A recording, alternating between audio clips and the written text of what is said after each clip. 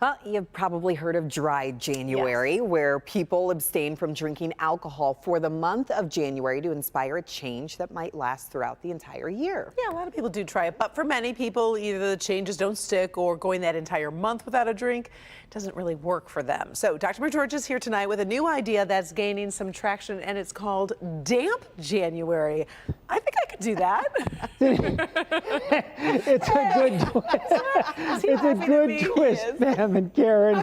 So the idea of a damp January instead of a dry January is based on the fact that when people completely abstain from a habit, when the abstinence period ends, basically people just return to their old habits, but might even actually go through a period where they overindulge to make up for having held back. So instead of going dry, being damp could lead to a more lasting change. For anyone that's ever been on a diet, you know that once you are done, there's a natural tendency to overeat. And while there isn't research proving this happens after dry January, it probably does. When we give anything up, there's always going to be typically something if it's you enjoy a craving. Often what happens is kind of that rebound effect. Dr. Elizabeth Boulot is the medical director of addiction medicine at Henry Ford Health. Often then after you sort of feel like you can treat yourself, or people end up, overeating or binge, drinking, which is much more harmful. This isn't to say that dry January doesn't help. In fact, researchers in the UK found after a dry January, 72% of participants had a sustained reduction in levels of harmful drinking after 6 months.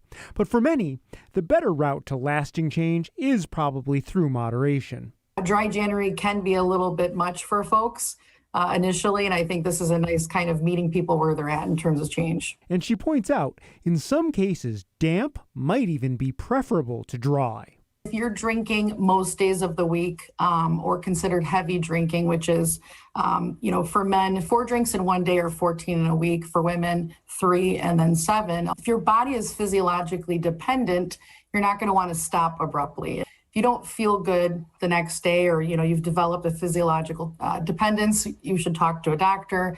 Make sure that this is not something that requires a detox.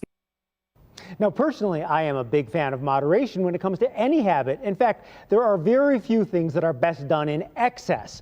And the bottom line with alcohol is that regardless of how you feel when you drink, it is a toxin that your body has to eliminate. And based on what we know now, from a risk-benefit standpoint, there is more negative than positive to alcohol use. Most definitely. So, okay, let's say you're going to try damp January. Is there a number of drinks you can have that fit into that damp January, or how do you figure that out? Yeah, so the spirit of it is really to just drink less. So it really kind of depends on where you're starting from. If you are a moderate drinker, say 1 drink a day for women and 2 for men, I would consider starting by basically cutting in half a drink every other day for women and maybe 1 a day for men, or maybe consider alternative drinks that have a lower alcohol content. But at the end of the day, any reduction that you can sustain is really the goal, and that's the most beneficial. Yeah, the key is sustaining it. Exactly. All right, thanks, Doc. Sure.